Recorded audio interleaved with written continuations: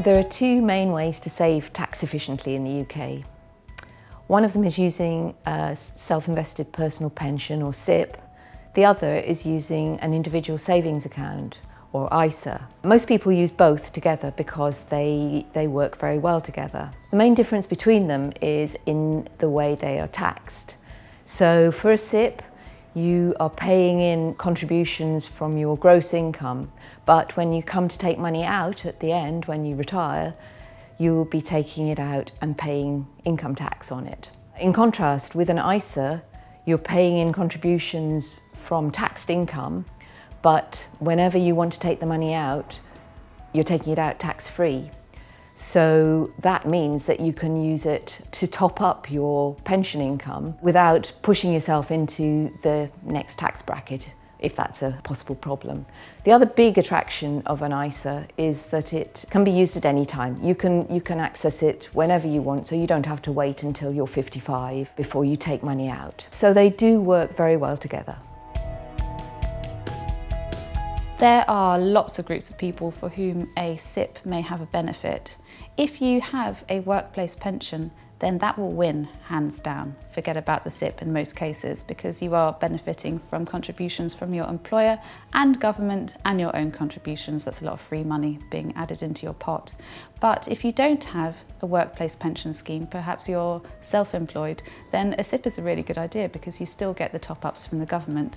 It's also good perhaps to top up in addition to your workplace pension. They offer a lot more choice of the types of things that you can invest in. The other advantage is that you can pass on your SIP when you pass away, and there's a chance that no tax will have to be paid on it at all, or if it is, then it will be at the income tax level of the person to whom you pass it. So that's a real advantage as well.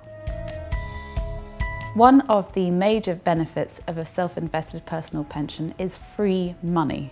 The government wants to encourage us to save towards our own older age, and so it does that by offering a bit of a cash sweetener for all of the money that you manage to put away. So say you wanted to put £100 into your SIP, into your pension. You would only have to put away £80 and the government would top it up with another 20 to give you that 100 overall.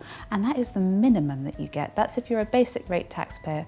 If you are a higher rate or an additional rate taxpayer, you get even more cash from the government towards your pension. So say, for example, for a high rate taxpayer, you would only have to put in £60 and the government would top it up with a further 40 to make it 100 overall. And then if you think about the impact of compounding, you don't just benefit from the compounding of what you've put in, you also benefit from what the government has put in together as well. Roll it all up, and over the years that really starts to escalate, and so your pot can start to grow pretty dramatically. One benefit of a self-invested personal pension or a SIP is that it locks away your money until the age of 55 minimum.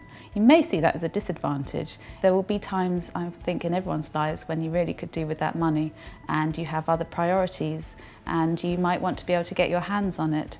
And there are lots of other different products available that allow you to do so. But a pension and SIPs are the one area where you cannot touch that money, and for many people that will end up longer term as being an advantage because you don't have to rely on self-restraint not to dip in on occasion into that pot, and you know that at the age of 55 or whenever you need it, you will have access to that money. And then when you get to 55 or 58 as it's going up to later, and it may go up further still, then you have a lot of freedom to spend that money how you choose. You can take out a 25% lump sum at the moment, and the rest is taxed at your regular income tax rate.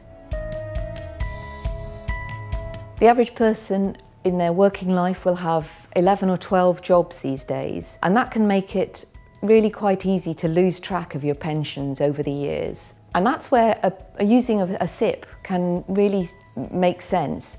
It means that you can pull together all the pensions from your old jobs and consolidate them in one place, and that can be a real advantage. Not only does it mean that you're not going to lose track of them, but it also enables you to actively manage them so they're in good, strong performing funds rather than languishing in some underperforming pension fund. And also it does enable you to get a real overview of how much money you're going to have in retirement, and that helps you to plan more effectively. It can be a particular advantage to put everything in one place if you're using a SIPP provider who charges a flat fee rather than a percentage fee, because not only are you only paying one cost, one fee, but it doesn't go up as you add more and more to the pot. So that's less going out in fees. Most employers will offer a choice of funds in their workplace pension scheme, but usually it's not a huge choice.